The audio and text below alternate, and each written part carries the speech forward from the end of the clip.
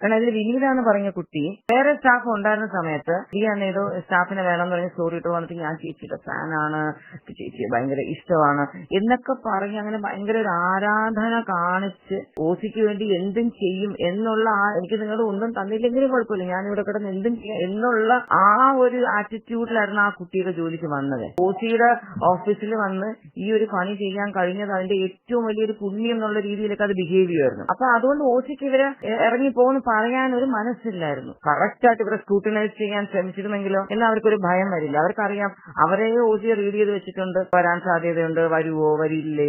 അവരിപ്പോ ചേച്ചി എന്ന് വിളിക്കുമ്പോ ഓസി പറയാം ഞാൻ ഏതെങ്കിലും ഈ അവസാനം 1 മന്തിനുള്ളിലൊക്കെ ഓസി പല പ്രാവശ്യം പോയിരുന്നു കേട്ടോ ഇടയ്ക്ക്. അപ്പൊ രാവിലെ കിച്ചുനോട് പറയുന്നത് കിച്ചു ഈ ഓസി ഈ ഇഷ്യൂ അറിഞ്ഞിട്ട് ഇവരെ കൺഫ്രണ്ട് ചെയ്തത് ഫോൺ വഴിയായിരുന്നു. ഈ ഷാനിയുടെ ഫ്രണ്ട് അറിയിച്ചു ഓസി മറ്റേ സ്റ്റോറി ഇട്ടിട്ട് ഒരുപാട് ആൾക്കാർ സ്ക്രീൻഷോട്ട്സ് അയച്ച് അതങ്ങോട്ട് എണ്ണി നോക്കി അതൊരു 7 ലക്ഷം പോലെ കണ്ടപ്പോഴാണ് ഇവരെ ഫോൺ വിളിച്ച് ക്വസ്റ്റ്യൻ ചെയ്തത്.